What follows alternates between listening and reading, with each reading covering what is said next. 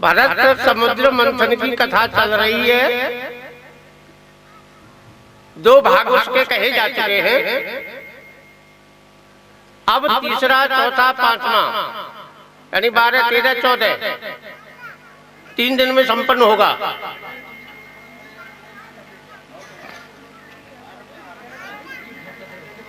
पिछले ज्यादा तेज नहीं कर भैया रे, शब्द समझ में आवे। पिछले भरत मंथन में मां के प्रति जो कटुवाक्य कहे थे, यानी हलाहल विष प्रकट हुआ था, अतुलनीय वैराग्य व त्याग प्रकट हुआ था। अब आगे कितने रत्नों की प्राप्ति होगी इसे हम श्रवण करते हैं। प्रेम अमीय मंदरु विरह भरत पयोध गंभीर मध्य प्रगटेव सुरसाद हित कृपा सिंधु रघुवीर। प्रेम रूपी अमृत प्रकट करने के लिए श्री राम ने वनगमन रूपी महानाटक कर डाला। उस नाटक में पिताजी की मृत्यु हो गई, तीनों माताएं विधवा हो गईं, सारी अयोध्या सोते समुद्र में डूब गई। लेकिन प्रभु श्री राम ने इन घटनाओं को रंच मात्र महत्व नहीं दिया। राम का तात्पर्य था कि इससे अधिक मुझे कुर्बानी देनी पड़े तो मैं तैयार हूं। लेकिन भरत अपने हृदय में जिस प्रेम अमृत को छिपाए पड़े हैं उसको बाहर आना बहुत अनिवार्य है, जिससे देवता साधु मनुष्य पी करके अमर हो जाएंगे। तो इस प्रकार से भरत को ननिहाल से बुलाया जाता है। गुरु वशिष्ठ एक सभा का आयोजन करते हैं दाह संस्कार के बाद, और भरत से राज्य लेने का अनुरोध करते हैं। सुनो भरत भाभी प्रबल बिलख कहे मुनिनाथ, हान लाभ जीवन मरण यश अपयश विद्यात। यहां एक बिलख शब्द आता है, यानी कि दुखी होकर के कहना, उदास होकर के कहना। गुरु वशिष्ठ अपने में थोड़ा सा घबराए हुए हैं कि कहीं ऐसा न हो कि भरत मुझसे प्रश्न कर दे कि आप इतने विवेकशील होते हुए, इतने विचारशील होते हुए ये घटना कैसे घटित हो गई, तो मैं क्या जवाब दूंगा। महाभारत के बाद जन्मेजय ने व्यास जी से ऐसा ही प्रश्न किया था कि आप इतने विवेकशील होते हुए,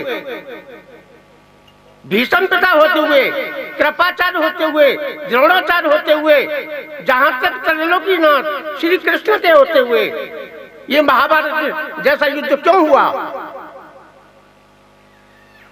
तब व्यास जी ने होनहार को ही प्रबल बताया। उसी नीति का सहारा गुरु वशिष्ठ ले रहे कि बेटे भरत, होनी को टाला नहीं जा सकता है, ये प्रबल होती है, ईश्वर इच्छा को टाला नहीं जा सकता। ये देखो कितनी प्रबल होती है। शंकर भगवान सती को समझा समझा करके परेशान हो जाते हैं। रास्ते में चल रहे थे तो राम के दर्शन करके जय सच्चिदानंद जग पावन अचकाय चले मनोज नसावन। तो वहां सती को भ्रम होता है कि जो व्यक्ति एक अपनी पत्नी के विरह में रो रहा है, ये उसको जग पावन कह रहे हैं। बहुत समझाते हैं लेकिन सती नहीं समझती है। तब शंकर जी सोचते हैं बात क्या है। हृदय विचार सब में सुझाना, हर इच्छा भाभी बलवाना। समाधि में देखा, ध्यान से देखा, और ये तो ईश्वर इच्छा है, राम की इच्छा है। जब तो जो है सती को मेरी वाणी पर विश्वास नहीं हो रहा है। वही बात वशिष्ठ कह रहे हैं कि भैया भरत, ईश्वर इच्छा को टाला नहीं जा सकता। विवेक का दूसरा अर्थ होता है लक्ष्य। लक्ष्य माने सोच करके, विवेकपूर्ण। तो यहां 6 बात कही है मुनि जी ने, हानि, लाभ, जीवन, मरण, यश, अपयश। हानि तो अयोध्या वासियों की हुई, लाभ वनवासियों को मिला, जीवन सुग्रीव विभीषण आदि को मिला, मरण खरदूषण, रावण, मेघनाथ आदि को मिला, यश हनुमान जी, भरत, लक्ष्मण को मिला, अपयश कैकेयी और मंथरा को मिला। तो गुरु वशिष्ठ भरत को समझा रहे हैं कि बेटे भरत, तुम्हारे पिता इतने महान सत्यवादी थे, वो शोक करने योग्य नहीं है। करो विचार तात मन माही, और सोच जोग दशरथ नृप नाहि। यहां गुरु वशिष्ठ ने सोच करने की एक बहुत बड़ी संख्या खड़ी कर दी है। अब हम आप ये देखेंगे, सोच माने त्यागने योग्य, शोक करने योग्य, कि कहीं उस शोक करने योग्य में हम कहीं तो नहीं आ रहे। तो वो एक तरफ से व्याख्या शुरू करते हैं, सोचिए विप्र जो वेद विहीना, तजि निज धर्म विषय लवलीना। वो ब्राह्मण शोक करने योग्य है जो अपने स्वधर्म को छोड़ करके और विषयों में लीन रहता है, जो गीता जी का पाठ नहीं करता, वेदों का अध्ययन नहीं करता, धर्म का प्रचार नहीं करता, गायत्री मंत्र का जप नहीं करता, जो उसके अपने स्वधर्म हैं उनका पालन न करके विषयों में लीन रहता है, ऐसा ब्राह्मण शोक करने योग्य है। बिलिम मंगल की आपने कथा सुनी होगी, बहुत अच्छे ब्राह्मण थे, लेकिन एक संग दोष ऐसा होता है कि उनकी एक वेश्या से प्रीति हो गई। अब ऐसी प्रीति हो गई कि जब तक उसे देखे नहीं उनको रोटी तक नहीं अच्छी लगे। एक दिन उनके पिता का श्राद्ध था और श्राद्ध में क्रियाक्रम करते करते इतनी देरी हो गई कि शाम हो गई, और जैसे ही उस कार्य से निवृत्त हुए तो भागे चिंतामणि से मिलने के लिए। श्रावण भादों का महीना था, नाव वाले भी अपने अपने घर जा चुके थे। नदी के पल्ली पार चिंतामणि का मकान था, गांव था। अब ये तड़प रहे, कैसे जाऊं मैं अपनी प्राण प्रिया के पास। तो एक मुर्दा बह करके आ रहा था, इन्होंने लकड़ी समझा, अंधेरा हो गया था, और उस पर लद के ऐसे हाथ से पानी काटते हुए उधर हो गए, पार हो गए। उन्होंने उसको मुर्दे को खींच के बाहर किनारे पर डाल दिया कि वापस में भी काम देगा ये। अब गई तुम चिंतामणि का दरवाजा बंद। अब सोच रहे कैसे जाऊं, तो एक जो है उन्हें रस्सी दिखाई दी, असल में वो सर्प था। सिद्धांत ये है कि रस्सी में सर्प की प्रतीति होती है, यहां बिल्कुल उल्टा हो रहा है। उन्हें सर्प में रस्सी दिखाई दे रही है, यानी काम इतना अंधा होता है।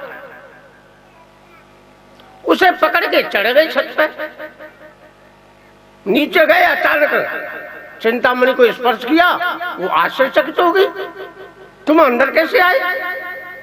अरे कि यहाँ एक रस्सी लटक रही थी तेरी मुर्गेली पे। उसे भी आश्चर्य हुआ कि मेरी तो ऐसी कोई रस्सी नहीं लटक रही है, लैंटर्न लेके आई थी तो सांप। अब तो और ज्यादा आश्चर्य कि तुमने नदी कैसे पार की? एक लकड़ी मिल गई थी, उसे के सहारे से पार हो गया। वो लैंटर्न लेके नदी किनारे पहुंची, देखे तो वो मुर्दा, बदबू आ रही थी। अब चिंतामणि ने उसको फटकारना प्रारंभ किया, धिक्कार है तेरे ब्राह्मण पने को, तू इतना अंधा हो गया, तेरा इतना विवेक मर गया है कि तुझे लकड़ी और मुर्दे में अंतर दिखाई नहीं दे रहा। तू मेरे जिस बदन पे इतना आसक्त हो रहा है, एक दिन इस बदन की भी यही दुर्दशा होगी इस शरीर में वही दुर्गति, वही तो बदबू मारेगी जो इस मुर्दे से मार रही है। यानी घटना से वैराग्य निकलता है। वो ब्राह्मण तो थे ही जाति के, उनका वैराग्य भरा है,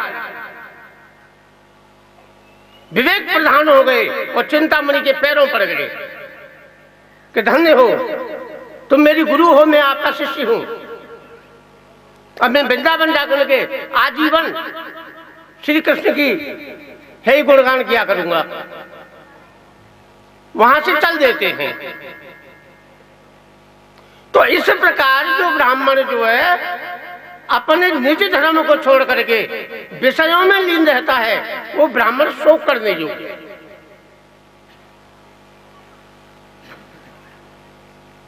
सोचिए, नर पर जो नीति नहीं जाना, जेह न प्रजाप्रिय प्राण समाना, वह राजा शोक करने योग्य है जो राजनीति में पारंगत नहीं होता है। बिना राजनीति के ज्ञान के बिना कोई भी व्यक्ति अपनी राज्य की सुरक्षा नहीं कर सकता है। राज कर है नीति भी नहीं जाने, अगर कर है हर चर्च में खाने, तो राजा को राजनीति का ज्ञान होना बहुत अनिवार्य होता है। जिसको अपनी प्रजा अपने प्राणों से भी ज्यादा प्रिय नहीं लगती है, ऐसा राजा शोक करने योग्य है।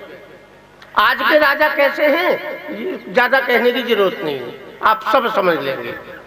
ये तो प्रजा के प्राणों के भूखे प्यासे हैं। तो तीसरा वो कहते हैं, सोचिए वैसे कर पड़े धनवानू, जो न अतिथ शिव भक्त समानू। वो बनिया शोक करने योग्य है जो व्यापार के द्वारा समाज का भरण पोषण नहीं करता है। जो न अतिथि शिव भक्त समानू, जो अतिथि को शिव माने परमात्मा स्वरूप मान करके उसकी आराधना नहीं सुनता है, ऐसा वैसे सोच करने योग्य है। तुम्हें एक अतिथि की परिभाषा बता दें तो सुन करके फिर व्यक्ति चक्कर में पड़ जाता है। ये रोजाना भीख मांगने आते हैं, ये भी अतिथि नहीं है। कोई अचानक तुम्हारे यहाँ मेहमान आ गया, वो भी अतिथि नहीं है। अतिथि वो होता है अगर तुमसे विमुख होकर चला जाए तो तुम्हारे 1000 पुण्यों का नाश कर देगा। अगर तुमसे संतुष्ट होकर जाता है तो ग्रस्त को 1000 पुण्यों के फल की प्राप्ति होती है। तो कौन किस अतिथि की बात कर रहे हैं गोस्वामी जी? जो शिव समान होता है, जिसको हमने जीवन में पहली बार देखा हो और भिक्षुक हो, ऐसा नहीं कोई भी हो, भिक्षुक हो। तो जो मैं अभी बिलिंग मंगल की बात बता रहा था, ये जब वृंदावन की ओर चल दिए, रास्ते में ने कहीं प्यास लगी। पहले तो कुआं पे पनहारी होती थी, पानी पीने लग गए, पीते पीते उसके चेहरे पर दृष्टि चली गई। तो ये कामी पुरुष थे बहुत। फिर उनका काम सवार हो गया, भूल गए कि मुझे वृंदावन जाना है, और उस नारी के पीछे पीछे उसके घर तक चले गए। अब वो तो अंदर घर में चली गई, वो बाहर खड़े। कुछ देर बाद उसका आदमी आया, मर्द आया। अरे कि महाराज कैसे? शुद्ध साफ दिल के व्यक्ति थे। उन्होंने कहा कि भैया इसमें एक नारी गई है, मैं उस पर आसक्त हो गया हूं, एक बार मिलना चाहता हूं। वो उनका पति था, उसको तो बड़ा करंट लगा, ये कैसा व्यक्ति है। लेकिन वो धार्मिक व्यक्ति था, उसने सोचा अगर अतिथि विमुख होकर जाता है तो आज मेरे 1000 पुण्यों का नाश हो जाएगा। तो नहीं महाराज थोड़ा बैठो आप, अभी इतना मामला गंभीर है कि मैं थोड़ा पत्नी से राय ले लूं। पत्नी से वातावरण हुआ, कैसे ऐसा है, अतिथि है, वो भी धार्मिक थी। लेकिन जांच में तो आपकी संपत्ति हूं, आप इसका कैसे यूज करेंगे, कैसा प्रयोग करेंगे, ये आप जाने। तो अतिथि को लेके आए। रात को श्रृंगार करके जब वो औरत जाती है, आपने कभी दीपक देखा होगा जलते थे पहले घर में, उस पर ऊपर फूल बन जाता है। जब फूल बन जाता है तो प्रकाश कम हो जाता है। तो जो चिंतामणि ने फटकारा था तो उनको तीव्र वैराग्य हुआ, लेकिन रास्ते में चलते चलते फूल बन गया, वैराग्य दब गया, फिर काम सवार हुआ। लेकिन जब नारी 16 संहार करके आई तो फूल झड़ गया, फूल झड़ गया, विवेक प्रधान हो गए। अरे तू वृंदावन जा रहा था, ये तू क्या करने जा रहा है? उनकी बेटी ऐसा कर, तू पहले तो सूजा लेके आ। अब तो सूजा लेके आई, उसे क्या पता ही क्या करेगा। एक झटके में दोनों आंखें फोड़ दी। इन नेत्रों का ही दोष है। तो इस प्रकार से जो व्यक्ति अतिथि सेवा नहीं करता है उसके 1000 पुण्यों का नाश हो जाता है। बनिया हमारे शरीर में ये जो नाभि है, उरु तदस्य वैसे व्यापार के द्वारा हम जो तुम अन्न खाते हैं, ये व्यापार करती है नाभि। तो ऐसे ही जो वैश्य होते हैं, ये अपने धन को संसार में व्यापार में लगाते हैं। जिससे लोगों को रोजगार मिलता है, वस्तुओं की प्राप्ति होती है, इससे उनका जो है धंधा चलता है। कि जो व्यक्ति जो बनिया मतलब व्यापार के माध्यम से समाज की सेवा नहीं करता है, अतिथि सेवा नहीं करता है, ऐसा वैसे सोच करने योग्य है। सोचिए सूत्र विप्र अभिमानी, मुखर मान प्रिय ज्ञान गुमानी, वह सूत्र सोच करने योग्य है जो अपने पूज्य ब्राह्मण से भी पूजा करवाना चाहता है। अब तो घोर कलयुग आ रहा है। हमने देखा है मायावती ब्राह्मणों से दंडवत करवाती है। अब सत्ता के बल पर करवा रही है, लेकिन ये अच्छा नहीं है। सोच करने योग्य है वो, उसमें दम्भ आ गया है, अहंकार आ गया है। ज्ञान गुमानी, ये जो गुमानी शब्द आया है, वेद पुराण कहीं तक जान, गुमान गोविंद को भावत नहीं।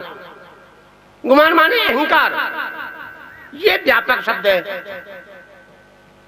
ये केवल एक शूद्र के लिए न होकर के सबके लिए है।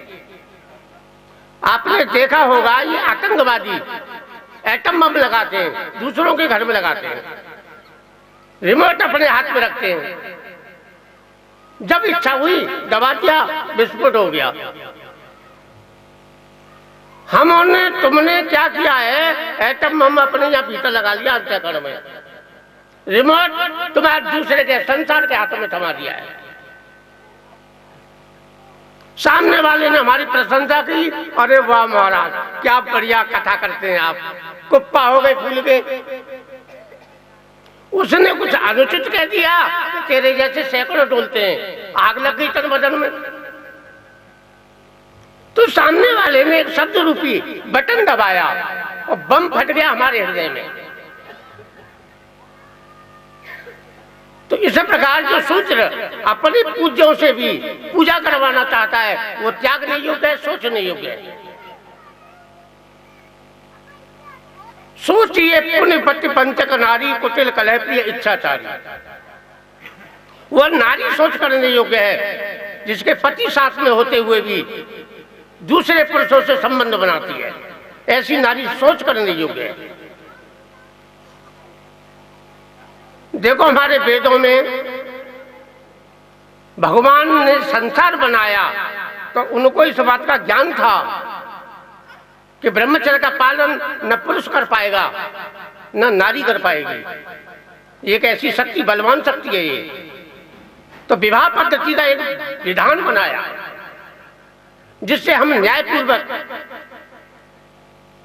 निर्भीकता के साथ मतलब अपना जो है जीवन यापन कर सके। आचार्य अग्नि समाज के समक्ष निष्कपट भाव से रहने की पति पत्नी दोनों प्रतिज्ञा करते हैं और जीवन भर रहते हैं।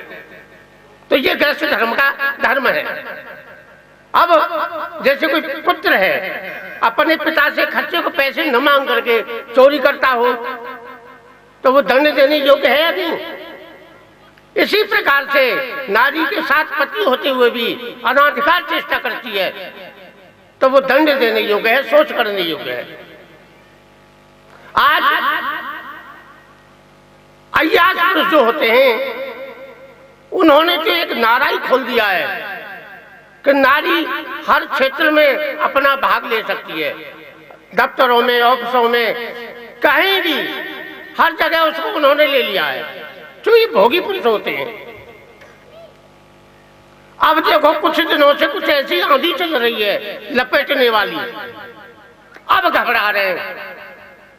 अब इन पे इल्जाम आने लगे ना, फारूक अब्दुल्ला, कि अब तो भैया औरतों से बात करना भी गुनाह है, इनको पीए बनाना गुनाह है, क्यों बोल रहे हैं ऐसी बातें? अब डर लगने लग गया इन्हें।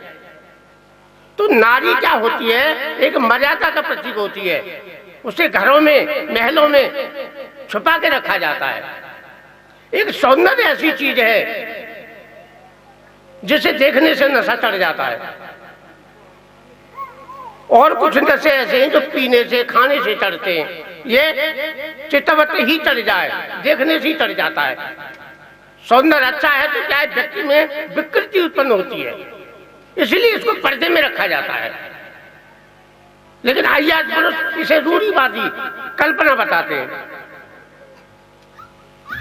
आप हीरा होता है, हीरा, उसे तिजोरी में रखती हो, क्या ये हीरे की कैद है? कांच के टुकड़ों को क्यों नहीं रखते? अरे उन्हें तो और गड्ढे आदि में फेंक दिया जाता है, उपेक्षा कर दी जाती है। तो ऐसे कुटिल कलप की इच्छाचारी, जो इच्छाचारी नारियां होती हैं, उन्हें समाज बुरी नजर से देखता है, इज्जत की नजर से नहीं देखता। सुपर्णखा, देखो कैकेयी जो है महाराज दशरथ की, राम की, सारी अयोध्या की प्रिय रानी थी, लेकिन जब उनमें कुटिलता आ गई, आदि इच्छे सब आपने करनी, कुटिल कठोर मुदित मन भरनी, जब कुटिलता आ गई तो सारी अयोध्या ने उनका तिरस्कार कर दिया।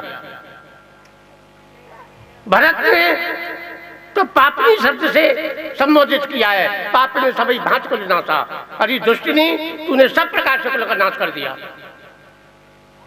तो कुटिल कलप की इच्छाचारी, जो इच्छाचारी नारियां होती हैं, कहीं भी जा रही हैं, कहीं भी आ रही हैं, कुछ भी कर रही हैं, ऐसी नारी सोच करने योग्य है। सोच है कि रही जो मोह बस करे कर्म पद त्याग। अब गुरु वशिष्ठ कह रहे हैं कि जो गृहस्थी मोह के बस में होकर के, मोह के कारण अपने कर्तव्य कर्म का त्याग करता है, वह सो करने योग्य है, त्याग करने योग्य है। गृहस्थ धर्म सबसे ऊंचा धर्म है।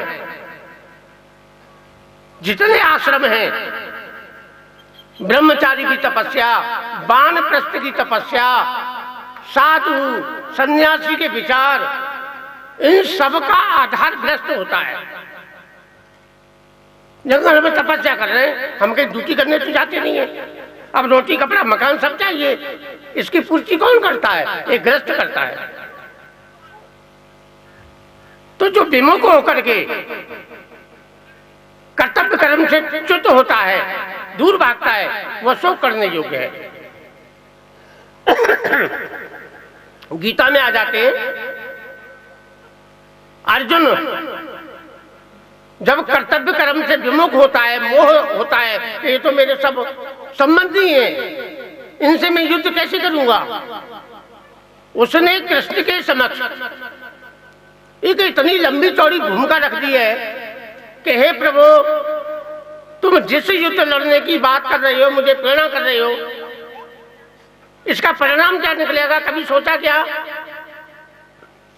दो से रहते ही कुलगना नाम वर्ण संकरकार कहिए, उत्साह रहते जाति धर्मा कुल धर्मा से शाश्वता। ये जाति धर्म, कुल धर्म, सनातन धर्म सब नष्ट भ्रष्ट हो जाएंगे। जिस युद्ध का परिणाम इतना भीषण दिखाई दे रहा हो, क्या युद्ध लड़ना धर्म संगत है? जिन गुरुओं से मैंने अस्त्र विद्या का ज्ञान लिया है, क्या उन्हीं का ज्ञान, उन्हीं का अस्त्र, उन्हीं पे चलाया जाए, ये कार्य धर्म संगत है? ये बहुत ही सोच करने योग्य है कृष्ण। तो भगवान कृष्ण भी गुरु वशिष्ठ वाली भाषा बोलते हैं। असोच नन बसोच प्रज्ञावादांश भाषते गतासून नान्य सोचंती पंडिता। अरे अर्जुन, जिसका शौक करना चाहिए उनका तू शौक नहीं कर रहा है, और जिनका नहीं करना चाहिए उनका शौक कर रहा है। पंडितों जैसी भाषा बोल रहा है, तो अर्जुन को फटकारते हुए कर्म दीक्षा की दीक्षा देते हैं कि सोच, ये भीषम पिता, द्रोणाचार्य, कृपाचार्य, अरे इनको तेरे लिए उपदेश करना चाहिए, दुर्योधन के लिए उपदेश करना चाहिए। सो रणांगण में बिगुल बजा रहे हैं, तेरे को युद्ध की चुनौती दे रहे हैं, और तेरा धर्म है तो तू पंडितों की भाषा बोल रहा है कि मैं भीख मांगूंगा, ये कर लूंगा, इनको मारूंगा नहीं। तो कृष्ण कह रहे हैं कि तू भीख मांगने योग्य नहीं है, पर धर्मो भयावह। ये दूसरे का धर्म क्या होता है? मुसलमान बनने तो नहीं जा रहा था अर्जुन, कृष्ण बनने तो नहीं जा रहा था, फिर ये पर धर्मो भयावह ये क्या है? वो भिखारी बनने जा रहा था कि तीनों लोगों का राज्य भी नहीं चाहिए मुझे, मैं भिक्षा का अन्न पा करके संतुष्ट हो जाऊंगा, पर इन गुरुजनों को, इन अपने बंधुओं को मारना नहीं चाहता, तीनों लोगों का राज्य मुझे नहीं चाहिए। तो कृष्ण ने अर्जुन को भिखारी बनने से रोका कि तू भीख मांगने योग्य नहीं है, और तू मोह के कारण युद्ध को नहीं लड़ रहा है, और तू जानता है इन सामने वालों को तेरे बैरी है, ये सैकड़ों प्रकार से तेरी निंदा करेंगे।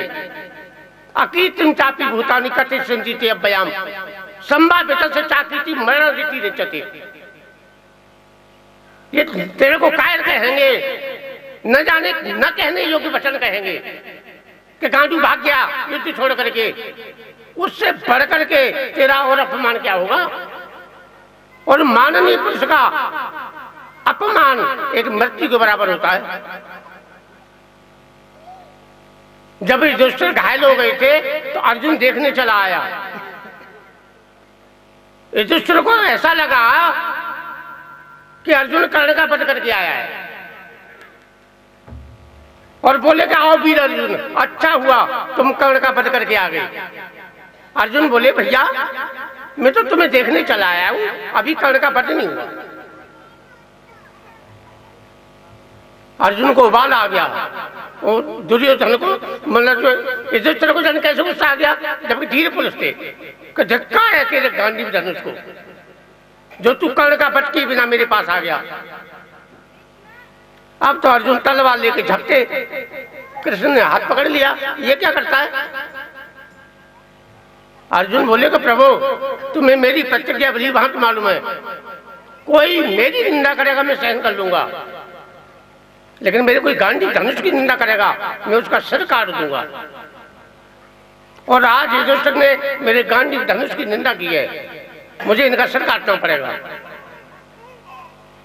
तो कृष्ण कहते हैं कि अर्जुन अपने से बड़ों का, अपने से पूज्य व्यक्तियों का सर तलवार से नहीं दुर्वचन कहने से ही कट जाया करता है। तो अर्जुन ने कुछ ऐसे अपमानजनक शब्द कह दिए जिससे उसे संतोष हुआ कि मेरी प्रतिज्ञा पूर्ण हो गई। तो जो ग्रस्त मोह के कारण अपने कर्तव्य कर्म से भागना चाहता है वह शोक करने योग्य है। सोचे जति प्रपंच रत विगत विवेक विराग। अब गुरु वशिष्ठ कह रहे हैं वो साधु सन्यासी सोच करने योग्य हैं, जो अपने विवेक और विचार और प्रधान और तपस्या को छोड़ करके प्रपंच में रत रहते हैं। आप भी देखते होंगे, जानते होंगे कि साधु अपना घर बार छोड़ देता है, बीवी बच्चों को छोड़ देता है, लेकिन कम से कम एक थैला तो रखता है वो अपने। अब थैले में वो तिलक लगाएगा तो चंदन मिट्टी भी रखेगा, आरती करेगा तो धूप दीप भी बत्ती भी रखेगा, कुछ सामान ऐसा भी रखना पड़ता है। तो एक दिन तुलसीदास को उनकी पत्नी रत्नावली मिल गई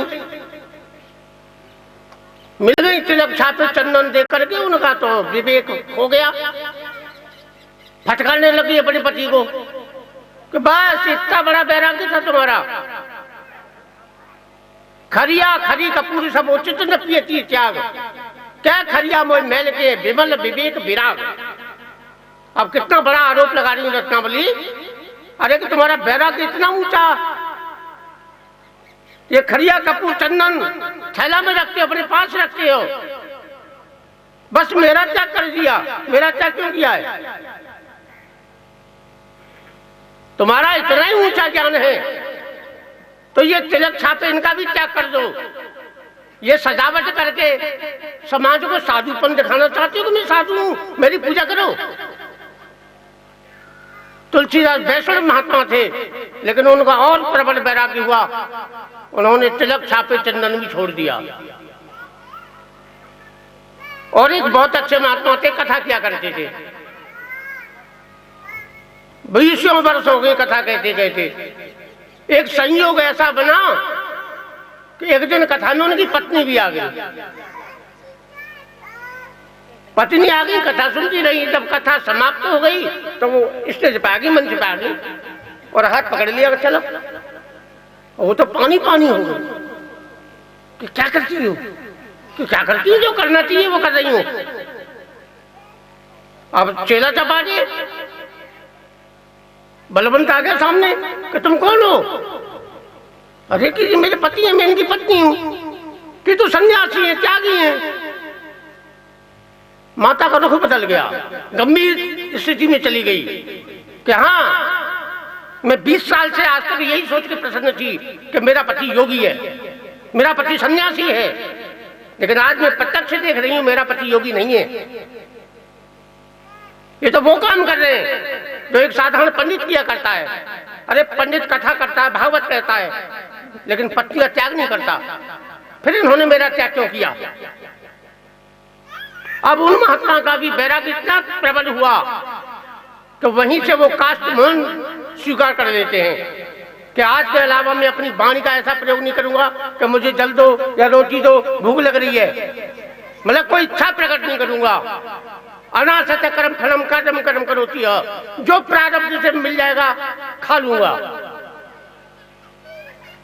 ऐसा प्रबल वैराग्य हुआ। अब एक दिन क्या हुआ, गांव में चोरी हो गई। वो जंगल में पेड़ के नीचे बैठे थे। अब जो है ढूंढे कि चोर किधर गए, इधर गए, इधर गए। अब कुछ गुंडे टाइप जो लोग थे वो उसी दिशा में आ गए जहां महात्मा जी बैठे थे। बोले अरे एक जी बैठा है रे, उल्टी सीधी बातें करने लगे। और बता तेरे साथी कहाँ है? अब उनका तो मौन धारण था, कैसे बोले? वो मारपीट करने लगे जैसे सगर के पुत्रों ने किया था कपिल मुनि के साथ। मारपीट, खून खच्चर कर दिया और थाने में मझौली ले गए। और वहां जो इंस्पेक्टर था उनका चेला था। गुरुजी की हालत देख करके उसके तो तन बदन में आग लग गई। सिपाहियों से बोला फाटक बंद कर दो, बंद कर दिया। इन सबको एक कतार में खड़ा कर दो। और झट राइफल में गोली डाल के मारना चाहा। महात्मा जी ने अपना मन तोड़ दिया कि क्या करते हो? कि देखो ना गुरु तुम्हारी क्या हालत कर दी नालायकों ने, मैं इनको एक को भी नहीं छोड़ूंगा।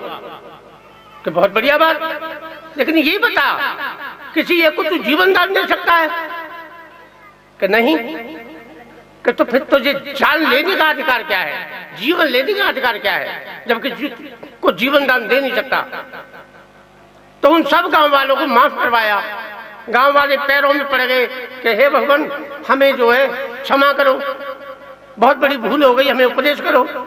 तो इस तरह से महात्मा जी ने उपदेश किया। तो वो सन्यासी, वो साधु सोच करने योग्य है जो अपने कर्तव्य कर्म का, अपने विचार विवेक को छोड़ करके प्रपंच में रत रहता है। सोचिए बैठा न सोची जोगू, तपी भवाई भावे भोगू।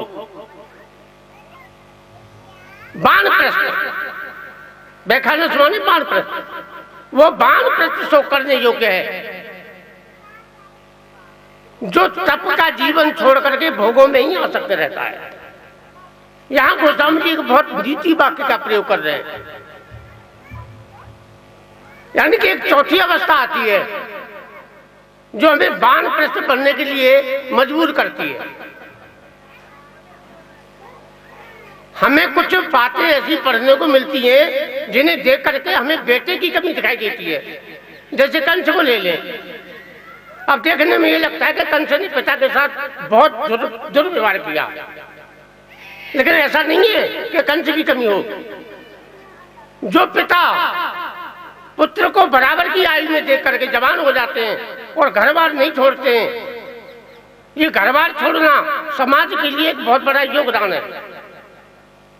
जब बेटे में ये बात दिखाई देती है कि हम मर जाएंगे, ये बाप तो मरने वाला ही नहीं है, तब उसके मन में गलत विचार पैदा होते हैं कि ये शासन कैसे लिया जाए, सत्ता कैसे हासिल किया जाए। तो चौथे पद में व्यक्ति का ये धर्म बनता है कि वो तप का जीवन व्यतीत करे। जैसे हमारे मनु आदि पुरुष थे, सारी प्रजा उनके अनुकूल थी, पुत्र अनुकूल थे, पत्नी अनुकूल थी। भाई सारी सृष्टि अनुकूल है तो वैराग्य नहीं होगा, वैराग्य प्रतिकूलता में होता है।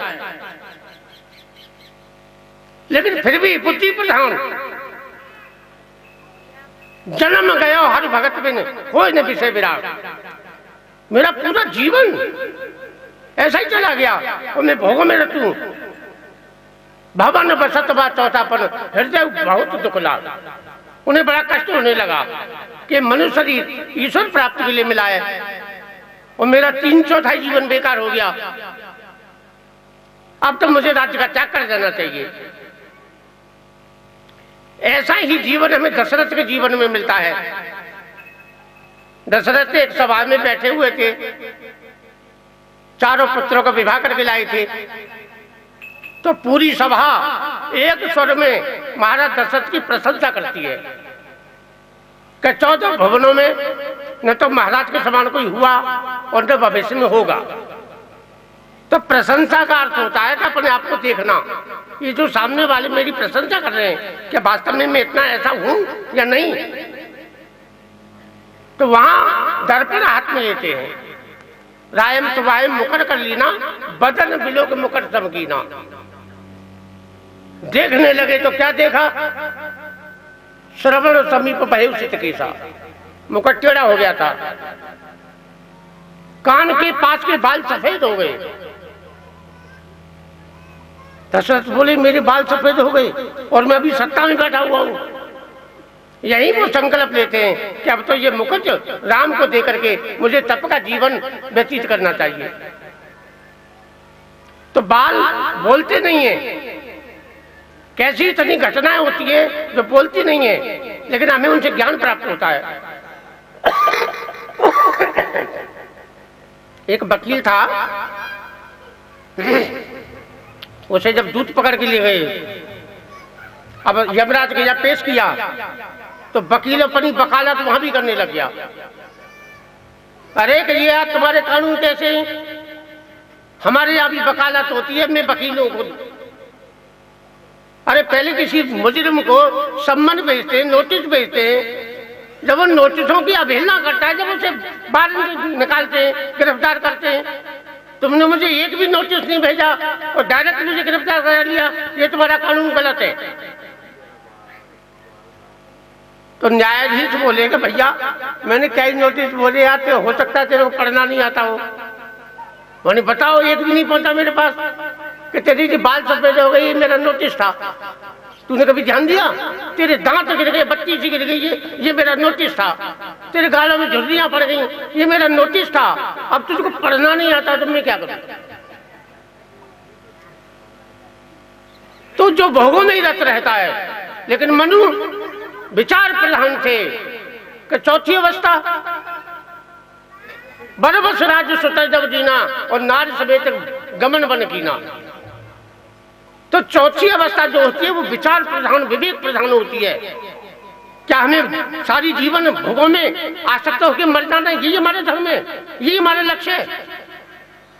तो गुरु वशिष्ठ कहते हैं कि जो वानप्रस्थ बन करके तप का जीवन व्यतीत नहीं करता है, भोगों में ही आसक्त रहता है, ऐसा बेखादर यानी वानप्रस्थ सोच करने योग्य है।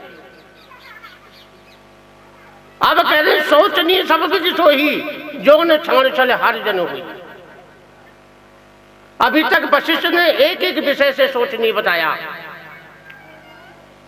अब कह रहे कि जो व्यक्ति इस मनुष्य शरीर को धारण करके ईश्वर की भक्ति नहीं करता है, ईश्वर का भजन नहीं करता है, वो सब प्रकार से सोच करने योग्य।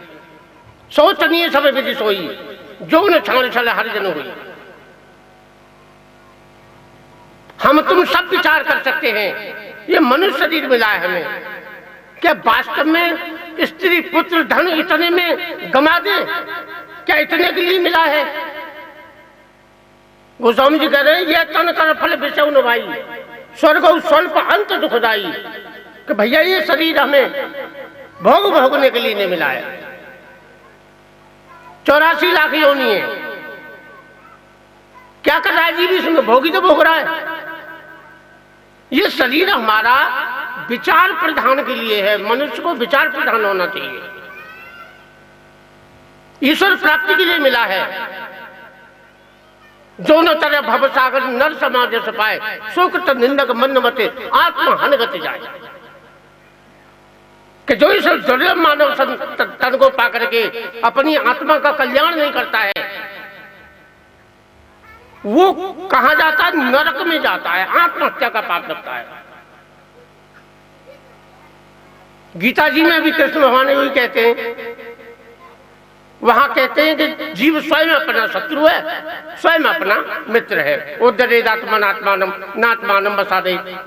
कि जो इस तद को पा करके अपनी आत्मा का कल्याण नहीं करता है, अपनी आत्मा का मित्र नहीं बनता है।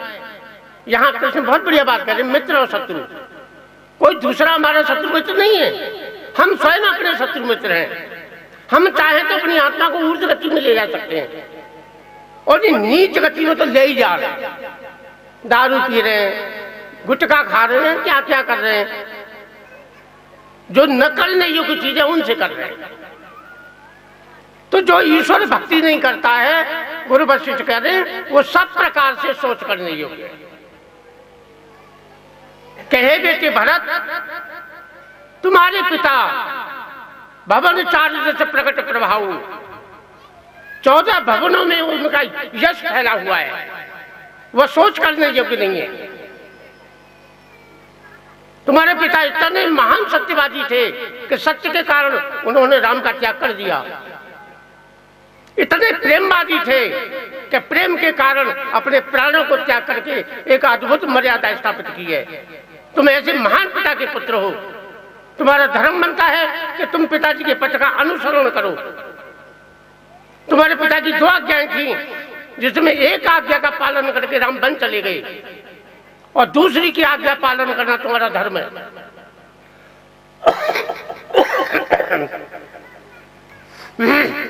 सभी मंत्रीगण उनका समर्थन करते हैं।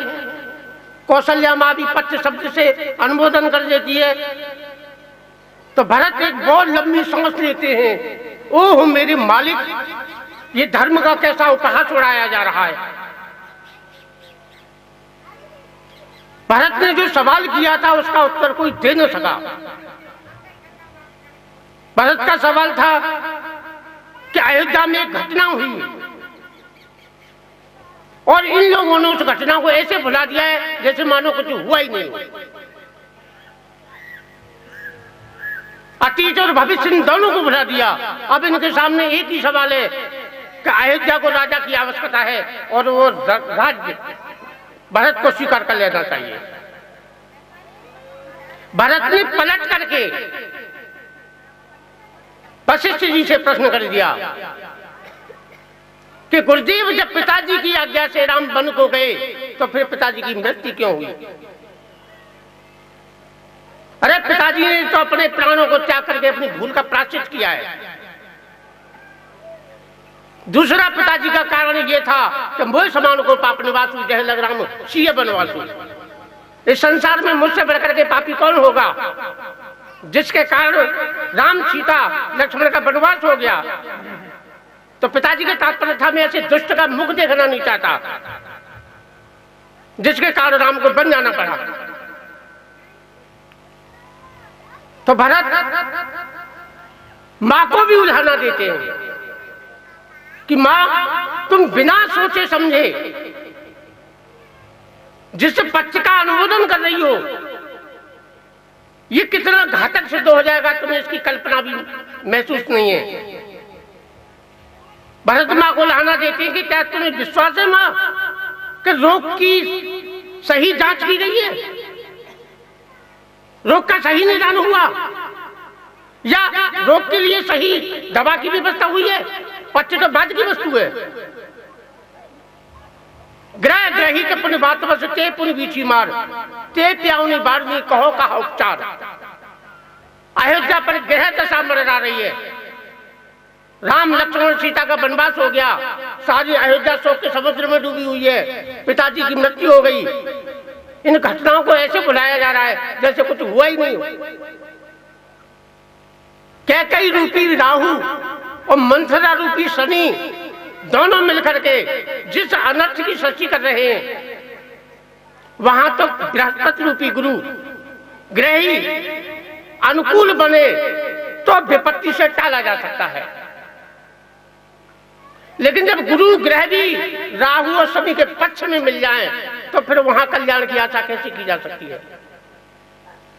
मुझे यह पूरा विश्वास था कि गुरुदेव के द्वारा मंथरा और कैकेयी के षड्यंत्र का विरोध किया जाएगा, लेकिन गुरुदेव भी उन्हीं के संकल्प का समर्थन कर रहे हैं कि तुम्हें राज्य स्वीकार कर लेना चाहिए। भय विमुख विमुख सबको। ऐसा लगता है ब्रह्मा क्या सारी सृष्टि मेरे विपरीत हो गई है। भरत का सवाल था कि जब राजा बन करके भोगों को भोगना ही पच्य है तो कुपच्य क्या है? मां तुम बिना सोचे समझे जिस पच्य का आग्रह कर रही हो, ये कितना भीषण नुकसान देगा तुम इसकी कल्पना नहीं कर सकती। पुन पीछी मार, एक तो राम के वियोग में प्रजा छटपटा रही है पीड़ा के मारे, उस पर पुन पीछी मार बिच्छू ने अलग डंक मार दिया है और पीड़ा हो रही है। और उस पीड़ा निवारण के लिए ने दारू कहो का उपचार, उसे दारू पिलाने की अनुमति दी जा रही है कि दारू पी लो नशा हो जाएगा। अरे दारू पीने से कुछ देर के लिए दर्द कम हो सकता है, लेकिन वास्तविक पीड़ा तो विष के उतरने से ही खत्म होगी। तो भरत कहते हैं को जन्मा ऐसा जगमाई और प्रभुता पाए काय मत नहीं। ये राजमत ऐसा होता है कि इसे जो पीता है वो अंधा हो जाता है। कि राजमत की तुलना सुरा से की है कि शराब पिला करके व्यक्ति को उन्मत्त बनाया जाए, क्या ये उपचार है?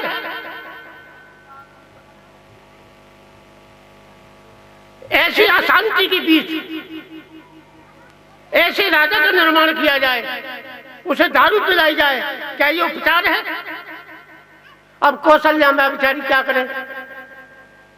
माने हुए वैद्य थे वशिष्ठ, उसी सहारे पर उन्होंने कह दिया पुत्र पत्य बुराई सही। वैद्य का भी क्या दोष, वो भी समझ गए अरे भैया कहाँ आफत है प्रेम राज्य में, प्रेमियों की तो रीति निराली होती है। मीरा का भी बहुत लोगों ने इलाज किया था, लेकिन इलाज नहीं कर पाए। खुद रोगी ने रोग बताया। मीरा की जब पीर बैठे, जब वैद्य समझ लिया हुए, मीरा चिल्ला उठी कि मेरा रोग जभी मिटेगा, मेरा दर्द जभी ठीक होगा जब मुझे सामला सलोना कृष्णा मिल जाए। इसी प्रकार यहां भरत के साथ अन्याय हो रहा था, उसके लिए दवा वैद्य पक्ष की व्यवस्था की जा रही थी। रोगी ने ही रोग बताया, जिया की जरन न जाए कि मेरे हृदय में आग लगी हुई है, मुझे अपनी आग बुझाने की अनुमति दीजिए। अब विचार करो, ऐसे संसार में कौन सा प्राणी है जिसके हृदय में आग न लग रही हो? जरा सकल संसार जरत नरपति को देखा, बादशाह उमराव जति सैयद देखा, सुर नर मुन सब जरे जति जोगी संज्ञाती, पंडित ज्ञानी चतुर जरे कर पटाव जाती, जंगम देवरा जरा नागा बैरागी, कौन बचती भाग दुपेरी लागी आगी। बड़ा कड़ा प्रश्न सामने आ गया, कोई नहीं बचता क्या? एक बचता है, कौन? पलटू बचते संत जन लियो नाम आधार। चिंता की लगी आग है जरत सकल संसार, कि जिन्होंने अपना लक्ष्य ईश्वर बना लिया है वही बचता है। तो इस प्रकार भरत ने आवाज उठाई, देखे बिनु रघुनाथ पर जिय की जगह नहीं जाए, कि भैया तुम राज्य किसको देते रहो, मैं जब तक प्रभु के चरण कमलों को नहीं देखूंगा मेरे हृदय की आग बुझने वाली नहीं है।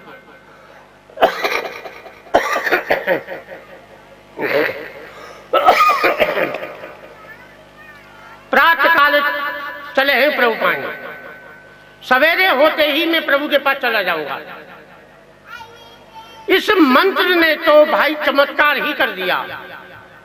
जो शोक के समुद्र में डूबे हुए प्रवासी थे उनमें खुशी का माहौल छा, उल्लास आया, उनके हृदय की तंत्री बज उठी, जैसे सूर्य से तपी हुई भूमि पे अचानक मेघों के द्वारा वर्षा हो गई हो, और जन जन के कंठ से एक ध्वनि निकल पड़ी कि भरत भैया की जय हो, भरत भैया की जय हो। भरत भैया के जयघोष से सारा सभा मंडप गूंज उठा। अब जिन लोगों ने भरत के प्रति पापाचार का आरोप लगाया था, उनको गलत ठहराया था, वो अपने आंसुओं से अंतःकरण को साफ करने लगे कि हमारी बुद्धि को क्या हो गया था जो हमने भरत को ऐसा बुरा सोचा। सारी अयोध्या में एक आवाज उठी, अवश्य चलिए बलराम जय भरत मंत्र बल जी, शोक सिंधु बूढ़त समय तुम अवलंबन दीन। अरे भरत भैया तुमने अच्छा मंत्र दिया कि सवेरे होते प्रभु के पास चलेंगे, हम डूबते हुए प्रवासियों के तुम तो प्राण रक्षक बन गए। तो सच्चा सवेरा वही होता है जो संतों की वाणी सुन करके ईश्वर परायण हो जाए। ऐसे तो ये लोग राम के साथ भी गए थे, क्या होगा इस अवध में, हम रहे वन में अपने आराध्य के निकट अपने राम के साथ, लेकिन क्या हुआ, रास्ते में सो गए, पीछे आना पड़ा, अयोध्या वापस आना पड़ा। क्या इन बातों से हमारा आपका कोई संबंध नहीं? हम भी तो घर बार छोड़ के ईश्वर की प्राप्ति के लिए निकल पड़ते हैं, लेकिन वही रात्रि में सो जाते हैं। रात्रि क्या है?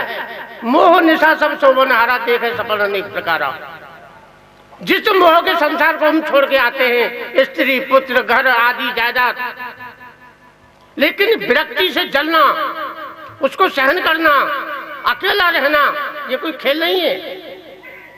विरक्ति की अग्नि में जब व्यक्ति झुलसता है पुनः भोगों की ओर भागता है। लेकिन अब घर आने में उन्हें संकोच लगता है। अयोध्यावासी ईमानदार पुरुष थे जो कि तो घर वापस आ गए, लेकिन हम घर से निकल आए कि सन्यासी बनेंगे, अब घर जाने में संकोच लग रहा है। यार घर वाले गांव वाले क्या कहेंगे कि हो गई फकीरी, क्या जवाब देंगे? तो फिर व्यक्ति उन भोगों को दूसरे नाम से, दूसरे रूप से इकट्ठा करता है। एक आश्रम चाहिए, अब दूध के लिए गाय भी चाहिए, सेवा करने के लिए सेवका भी चाहिए। उदाहरण के तौर पे आसाराम कितना बड़ा संसार बना दिया, ऐसा कोई गांव नहीं, कोई शहर नहीं जहां उसका आश्रम न हो। तो यानी अपने कहीं घर से बढ़ करके ज्यादा भोगों की प्राप्ति कर लेता है। कबीरदास से भी लोग बहुत मजाक किया करते थे कि महाराज हम भी चलेंगे आपके साथ, तो वो लुकाटी रखते थे हाथ में कि जो घर फूके आप लोग चले हमारे साथ। कहले भैया चलना है ना, तो पहले अपना घर फूक के आओ। अब इसके दो अर्थ हैं, यानी जो महात्माओं से मजाकबाजी करता है उससे तो सही कह दो कि पहले अपने घर को जला के आओ। जो वास्तव में एक जिज्ञासु है, ईश्वर प्राप्ति करना चाहता है, उससे कबीर जी ईंट पत्थर के मकान को जलाने को नहीं कह रहे हैं, अंतःकरण को जलाने की मकान की बात कर रहे हैं कि जो तेरे घर में, तेरे अंतःकरण में घर बसा हुआ है, इसे जला दे। साधुओं से वार्तालाप होता है कि हम 20 एकड़ जमीन छोड़ के आए, हमारे 2 कारखाने थे उसे छोड़ के साधु बने, इसकी बात कर रहे हैं कबीर जी कि इसे जला, जब साधु बन पाएगा। तो आज अयोध्यावासी ये लग रहा है कभी रात भी के तेने से नीचे पड़ी नहीं काऊ, राम दरअसल लाल साऊ साऊ। कब रात बीते, कब सवेरा हो, कब राम के पास चले, ऐसी उत्कंठा, ऐसी बेचैनी हमें बेचैन कर दे तो ईश्वर हमसे छिप नहीं सकता है। या गोस्वामी जी और बता रहे एक बात कि खारे समुद्र से जो सुरा निकली थी, दारू निकली थी, वो बड़ी घातक थी, आज भी कितने घरों को बर्बाद कर रही है। लेकिन भरत समुद्र से जो सुरा निकली है वो तो बड़ी कल्याणकारी है, बड़ी मत वाली है। जाय सने सुरा सब छाके, प्रेम सुरा को पी करके सारे अयोध्यावासी मत वाले हो रहे हैं। किसी ने सवाल किया कि भैया कैसे माने कि इन्हें दारू पी रखी है, तो गोस्वामी प्रमाण दे रहे हैं, शिथिल अंग पक डगमग डोले, विबल प्रेम वचन, विबल वचन प्रेम वचन बोले। शराबी देखा है कैसा लड़खड़ाता है, शिथिल अंग ऐसे ही डगमगा रहे हैं, उसी तरह बात कर रहे हैं लड़खड़ा करके, लेकिन प्रेम भरी बातें कर रहे हैं, विबल वचन भाव भरी बात। तो जो शराब पीते हैं संसारी लोग, वो तो 1 मिनट में राजा का हाथी खरीदने लग जाता है, न जाने वो क्या करने लग जाता है। अकबर सामने से आ रहे थे, इधर से शराबी जा रहा था और मस्त हो रहा था। बोल इस गधे का क्या लेगा। राजा समझदार था कि इसने दारू पी रखी, कोई बात नहीं कि महाराज सवेरे बेचेंगे, सवेरे खरीद लेना। कहा ठीक है मुझे घर से बुलवा लेना। सवेरे बुलवाया गया उसे, अब उसे पता लगा कि मैंने ऐसे से बोल दिया है, हाथ जोड़े पाम पड़े कि महाराज हाथी खरीदने वाला तो भाग गया, मैं तो सेवक हूं, आपका दास हूं। तो ये शराब पी करके व्यक्ति न जाने अपने को भूल जाता है, क्या कुछ बोलता है। लेकिन प्रेम शराब पी करके व्यक्ति अपने अहम को भूलता है, वो किसी को छोटा समझने की भूल नहीं करता। सिया राम में सब जगरानी, सभी को अपनी आत्मा मानता है, सभी को अपने भगवान का स्वरूप समझता है। वो अपना जीवन तो धन्य करता ही है, लेकिन समाज के प्राणियों को भी धन्य करता है। अभी ये सत्संग किया जा रहा है, या क्या है, वो प्रेम सुरा पिलाई जा रही है, धन खर्च किया जा रहा है, जिससे क्या होगा कि लोगों में नए बच्चे हैं, उनमें एक संस्कार बनेगा, समाज में एक अच्छा वातावरण बनेगा, जहां द्वेष है वहां प्रेम बनेगा। तो ये प्रेम सुरा पिलाई जा रही है। तो इस प्रकार से जब अयोध्या चलने की बात आई तो प्रश्न आया कि घर पे कौन रहेगा। जे राखऊ रहेगा रखबारी, सो जानो जन गर्दन डारी। जिससे यह कहा गया कि बलवंत तुम यहाँ घर पे रहोगे, घर की देखभाल करोगे। बलवंत को ऐसा लगा मुझे मृत्यु दंड दे दिया गया। अब कुछ भावुक प्रवासी थे, उन्होंने कहा किसी को मत रोको, सब चलो। लोग बोले कि फिर सामान चक्के का क्या होगा। वही आवाज लगी जो कबीर जी कह रहे हैं, जरे सो संत संपत्ति सदन सुख, सुहृद मात पितु भाई, कि आग लगने दो, सब चलो, कोई मत रोको।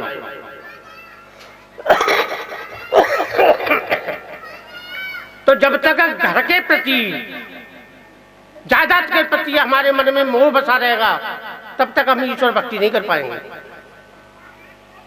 तो जब अयोध्या चलने की तैयारी हुई तो सबके लिए वाहनों की व्यवस्था की गई। कोई हाथी पे बैठ के जा रहा है, कोई घोड़ों पे बैठ के जा रहे हैं, माताएं पालकी में बैठ के जा रही हैं, कोई रथ पे चढ़ के जा रहा है। तो ये सब वाहन साधना के प्रतीक हैं। समाज में हर प्रकार का व्यक्ति होता है, कोई व्यक्ति शरीर प्रधान है, कोई व्यक्ति मन प्रधान है, कोई व्यक्ति बुद्धि प्रधान है, कोई व्यक्ति भावना प्रधान है। तो इन सब के लिए अलग अलग साधनाएं होती हैं। प्रश्न किया जाए कि क्यों ना एक साधन के द्वारा ही ईश्वर को प्राप्त किया जाए, तो यह असंभव है, ऐसा हो नहीं सकता। भाई योगी कहेंगे कि ध्यान के द्वारा अपने स्वरूप का अनुसंधान करो, क्या हम और आप ऐसा कर सकते हैं? एक सेकंड को तो मैंने हाथ में नहीं आता, समाधि कौन लगावे? नहीं कर सकते। ज्ञानी कहेगा गुणा गुणेषु वर्तन्ते इति मत्वा न सज्जते। अरे गुण ही गुण में वर्त रहे। आत्मा तो अकर्ता है, दृष्टा है, साक्षी है। क्या हम और आप ऐसा कर सकते हैं? हम शरीर में जी रहे हैं, नहीं कर सकते। हमारे यहाँ अलीगढ़ में एक कॉलोनी थी, वहां एक साधु आया करता था। उसने अपनी वासना वृत्ति को अंदर छुपाया और ऐसे ही वेदांत के प्रवचन करने लगा। अरे क्या आत्मा करता है, प्रकृति क्रियमाणा नहीं उन्हें कर्माणी सर्वस अहंकार विमूढ़ात्मा करता है मिति मन्यते। प्रकृति के गुण ही गुण में वर्त रहे हैं। हम तो दृष्टा हैं, आत्मा है, साक्षी है। ऐसे बोलते बोलते कहते कहते कुछ दिनों में उनमें शारीरिक घोटाला हो गया। अब वो पत्नी भी सीख गई ऐसी बातें। अपने पति को समझा कर तुम क्या पागलपने की बात करती हो? प्रकृति के गुण गुण में बरत रहे। आत्मा तो दृष्टा है, आत्मा करता है, आत्मा कुछ नहीं करती। क्या पागलपने की बात करती हो? और व्यक्ति बड़ा बेचैन, बड़ा दुखी। कौन देखेगा अपनी पत्नी को दूसरे के साथ? अब किस्मत से कोई दूसरे महात्मा आवे, उस व्यक्ति को उस महात्मा से संबंध बने, बातचीत हुई कि भैया कैसे उदास है, क्या बात है, कि महाराज क्या बताओ ऐसे ऐसे लफड़ा हो रहा है। महात्मा समझ गए सारी घटना। बोले भैया कोई चिंता मत कर, मैं भी तेरे को श्लोक सुनाता हूँ, याद कर मुझे। नैनम सिद्धम की सस्तानी नैनम जयती पापका न चैन मिलेगा जनता को न सोच ऐसी मारूं। हाथ में एक डंडा लेना बढ़िया सा कटीला और बुरी तरह से पिटाई करना पत्नी की, और ये श्लोक की व्याख्या करते रहना कि कोई भी शस्त्र आत्मा को काट नहीं सकता है, कोई डंडा आत्मा को मार नहीं सकता है, कोई गाली आत्मा को छू नहीं सकती है, और पिटाई करते जाना, जुनाई करते जाना। और जब उसने हड्डी पत्ती तोड़ी, वो नारी सही जगह पे आ गई कि क्षमा करो, गलती हो गई। तो गुणा गुणेषु वर्तन्ते इति मत्वा न सज्जते। हम आप शरीर में जी रहे, भोगों में जी रहे, ऐसा नहीं कर सकते। ज्ञानी ही कर सकता है। तो सबके लिए एक रास्ता नहीं बन सकता है। हवाई जहाज की यात्रा बहुत अच्छी यात्रा है, लेकिन अब हमें है कहाँ? इंदिराना में बैठे हुए हैं। अब यहाँ हवाई जहाज नहीं मिलेगा। हवाई जहाज प्राप्त करने के लिए हमें कुछ बस की यात्रा करनी पड़ेगी, कुछ ट्रेन की यात्रा करनी पड़ेगी। दिल्ली पहुंच करके हवाई जहाज प्राप्त हो सकता है। तो सभी के लिए एक साधना नहीं हो सकती है। इसलिए भारत में दूसरों के लिए वाहनों की व्यवस्था की, लेकिन खुद पैदल चल रहे हैं। अब सब लोगों ने वाहन छोड़ दिए अपने अपने। तो भारत पैदल चल रहे हैं, हम भी पैदल चलेंगे। ये अनुकरण करने की एक पद्धति सही नहीं है। अनुकरण भी करना चाहिए तो अपने हिसाब से, देखा देखी नहीं। देखी देखा साथ लोग चीजें पाया पा रहे हो। तो नकल करने का लोगों में एक शौक है। एक हरियाणा में हमारे दादू जी बहुत अच्छे संत हुए। उनसे किसी व्यक्ति ने प्रश्न किया कि महाराज एक बात बताओ, तुम जप कैसे करती हो? उंगलियों पे करती हो कि माला से करती हो कि वाणी से करती हो कि मन से करती हो, कैसे करती हो? उन संत ने कहा कि माला जपो न कर जपो जिव्या जपो न राम, सुमिरन मेरो हर करे में पावा विश्राम। कि भैया मैं कुछ नहीं करता हूं, मैं आराम करता हूं, मेरा जप राम ईश्वर कर लेता है। अब ऐसी बात सुन करके अनुसरण करे, माला खूंटी पर टांग दे कि सुमिरन मेरो हर करे मैं पावा विश्राम, तो क्या हालत होगी? लोग परलोक दोनों नष्ट हो जाएंगे।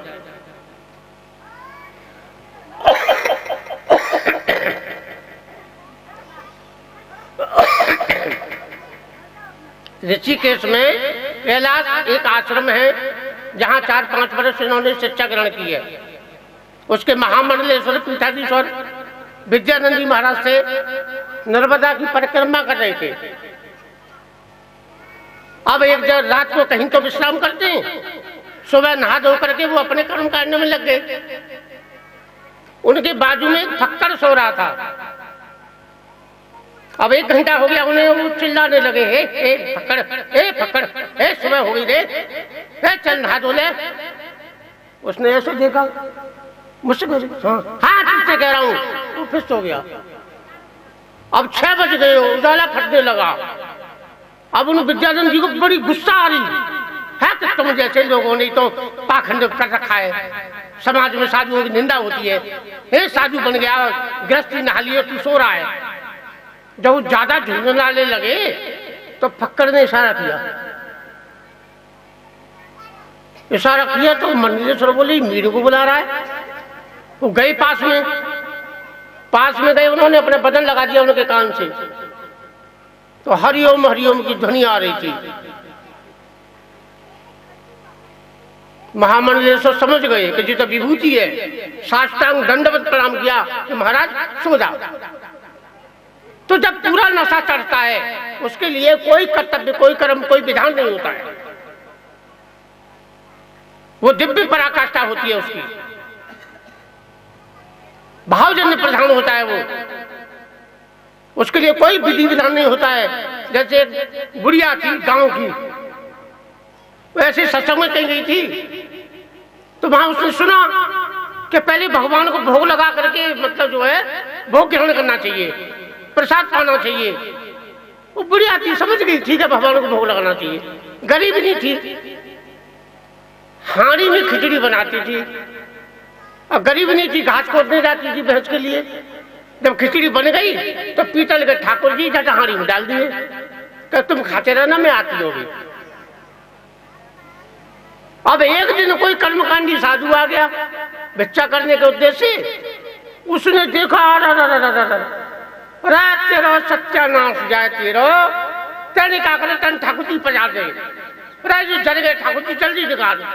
वो बुढ़िया भी घबरा गई, जल्दी जल्दी खिचड़ी और लड़काई, ठाकुर जी को निकाला महात्मा ने, साधु ने, और नहलाया। और ये पागल, तेरे ठाकुर जी को सत्यानाश कर दो, जरा दे सब। उसने ऐसी तिखाल बताई, वहां रखे ठाकुर जी पहुंच करके कला कटोरी, ऐसे कटोरी में लगाकर ले भगवान भोग कर लो। कहने तो सत्यानाश कर दिया, कितनी पीड़ा होगी आज ठाकुर जी को। अब जैसा वो साधु बता गए, अब ऐसा ही करे वो बुढ़िया, कटोरी में भोग लगा दिया। रात हो गई, सो गई। अब रात को सपना आया, बाल कृष्ण रूप कृष्ण का चिल्ला रहे, बुरा सा मुंह बना करके कि मैया आज मेरा पेट नहीं भरा। आंख खुली, अरे सपना था। फिर सो गई, फिर वही सपना कि मैया आज मेरा पेट नहीं भरा, मैं भूखा हूं। 3-4 बार हुआ। अब उस बुढ़िया को भी बेचैन, उसने जल्दी चूल्हा से लगाया, हांडी खिचड़ी बनाई और फिर ठाकुर जी को डाल दिया और सो गई। फिर कृष्ण खिलखिलाते हुए, अरे कि मैया अब पेट भरा। तो भाई भाव के सामने इन कर्मकांडों की कोई कीमत नहीं होती है। सुतीक्षण जी को पता लगा कि राम आ रहे हैं, इतने विभल हुए, इतना प्रेम का नशा चढ़ा कि जिस और विधि से पंथ नहीं सूझा वो में चले, कहां नहीं भूजा।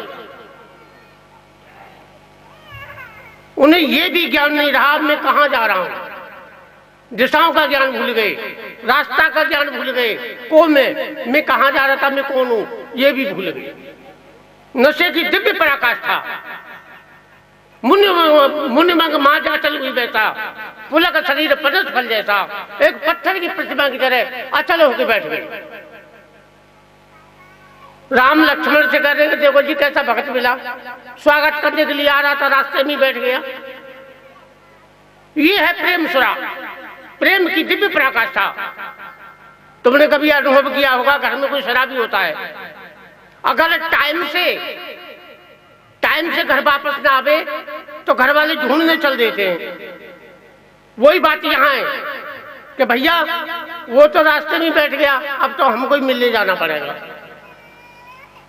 अब बाहर से ही राम आवाज दे रहे, मुने राम बहु जगावा, जागृत ध्यान जनित सुख पावा, अंदर ही दिव्यानंद आ रहा है, बाहर कौन निकली। तो ये होता है अंतरंग साधना, प्रेम की पराकाष्ठा। इसके लिए कोई विधान नहीं, कोई कर्मकांड नहीं। दो भक्ति होती है, एक अनुरागा भक्ति, एक वैदिक भक्ति। वैदिक भक्ति माने विधि विधान। अब किसी लड़की के बच्चा पैदा हुआ है, वो क्या पंडित के पास जाएगी कि पंडित जी मेरे बच्चा पैदा हुआ है, मैं उसे कैसे उठाऊं, कैसे प्यार करूं, कैसे दूध पिलाऊं, क्या कर्मकांड का ज्ञान सीखेगी? अरे उसका रूप है वो, उसकी आत्मा है, सहज अनुराग है। तो जहां अनुराग होता है उसमें कोई विधि विधान नहीं होता है। तो इस प्रकार से जो है प्रेम की दिव्य पराकाष्ठा, कबीर जी दो भक्ति है, वैदिक भक्ति और अनुरागा भक्ति। अनुरागा भक्ति में ईश्वर जीव की ओर चलता है, वैदिक भक्ति में जीव ईश्वर की ओर चलता है। मन ऐसा निर्मल भयो जैसे गंगा नीर, पाछे पाछे हर फिरे कहते कबीर कबीर। तो जहां मन ऐसा निर्मल हो जाए, भावना प्रधान हो जाए, तो नकल करना अच्छी बात नहीं है। एक खुरपी रखी थी महागमार किसान आदमी, कोई गर्म हो गई, वो डॉक्टर के यहाँ गया, अतबल से बोला कि भैया हमारी खुरपी को बुखार आ गया है। अतबल को हंसी आने लगी कि बेचारा सीधा साधा आदमी है, अच्छा बैठो हम तुम्हें दवाई बता देते हैं, फिर भी बुखार आ सकता है। तो जो बैठ होता है कि इसके गले में रस्सी बांध के कुएं में लटका देना, ठीक हो जाएगा, बुखार चल जाएगा। उसने कुएं में डुबोया, खुरपी ठंडी पड़ गई, बड़ा खुश गया, फ्री की दवाई मिल गई। और दूसरे तीसरे दिन उसकी मैया को बुखार आ गया,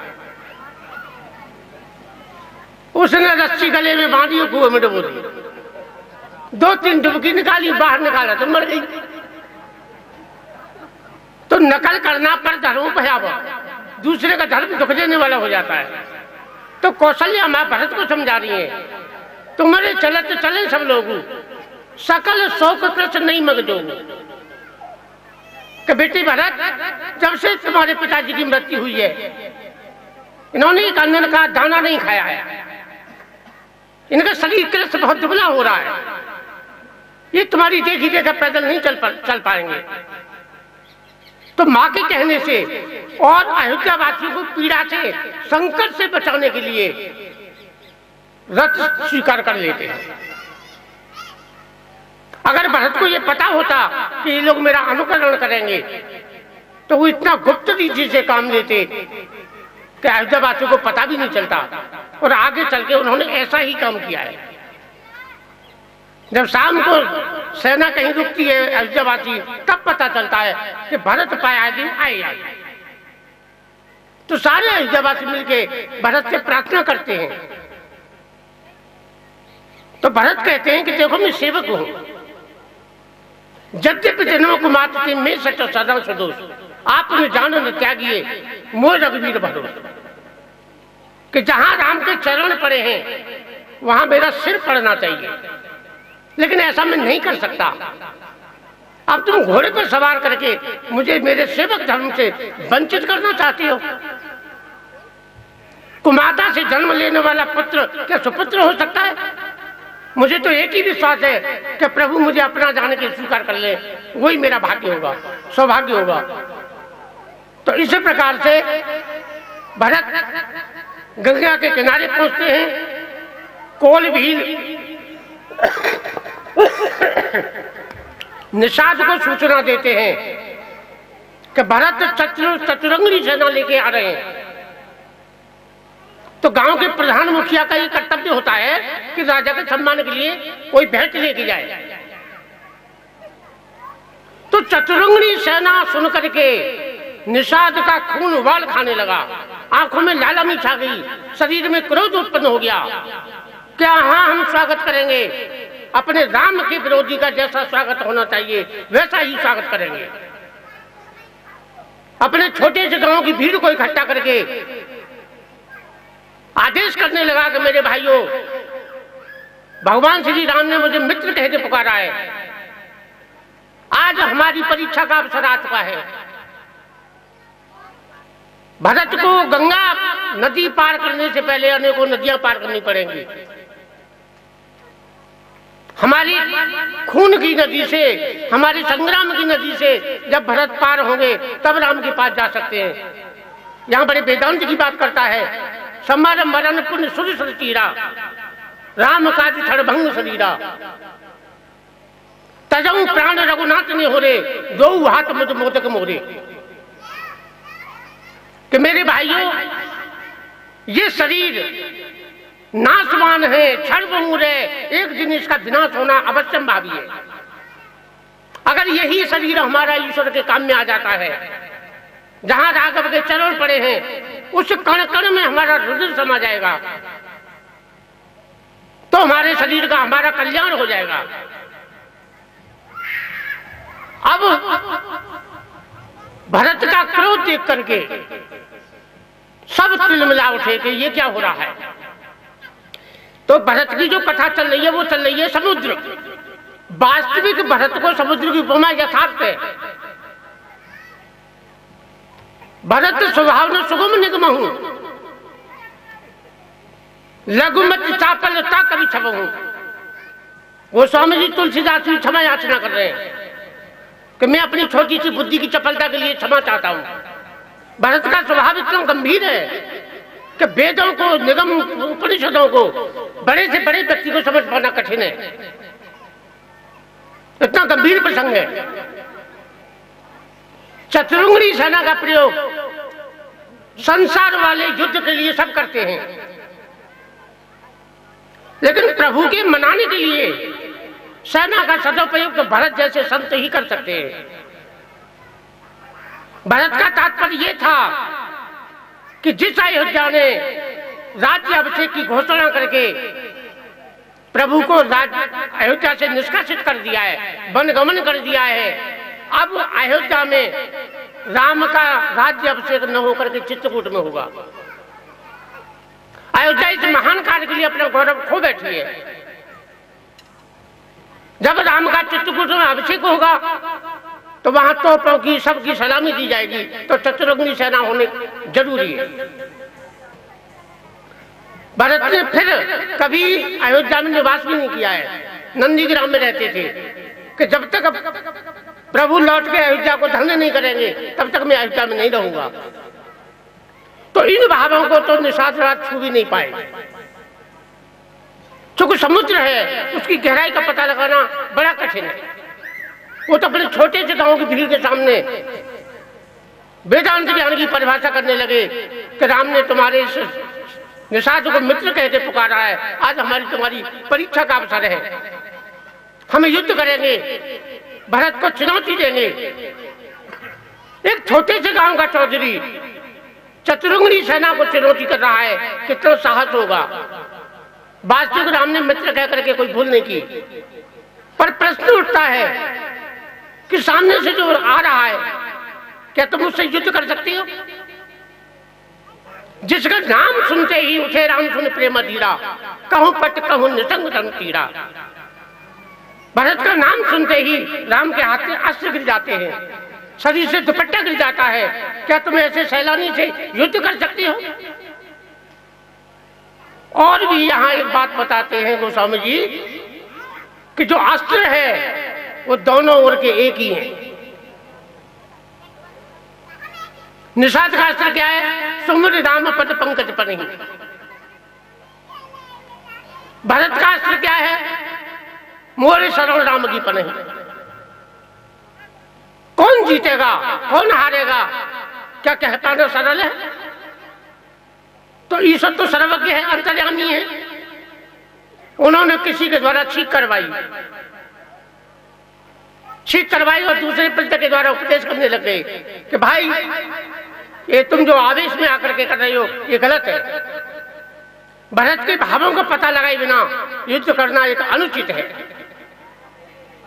इस छींक के द्वारा, अब शकुन के द्वारा यह पता चलता है कि भरत बुरे नहीं है। लेकिन निषाद पूरी तरह संतुष्ट नहीं होते हैं। पूरे गांव से कहते हैं कि तुम यही रुको, मैं पहले राम भरत की परीक्षा लेता हूं और जब मैं संतुष्ट हो जाऊंगा तो हम भरत का स्वागत करेंगे, उनका साथ देंगे। तो 3 प्रकार की सामग्री लेके जाते हैं, फल, खगमृग, मछलियां। भरत का तात्पर्य यह था क्या कदाचित उनकी दृष्टि फलों पर जाती है तो हम समझेंगे कि वो मिलने के भाव से जा रहे हैं। खगमृग रजोगुण का प्रतीक है, यदि यहां उनकी दृष्टि जाती है तो उनके भाव अच्छे नहीं है। और कदाचित उनकी दृष्टि मछलियों पर चली गई तो वास्तविक के शत्रु बैर भाव लेके जा रहे हैं। निषाद का मतलब ये था कि हम जैसे व्यक्ति, रात दिन मछली मार के खाने वाले व्यक्ति, और हमारे हृदय में राम के प्रति इतना भाव बन गया है, इतना प्रेम हो गया है,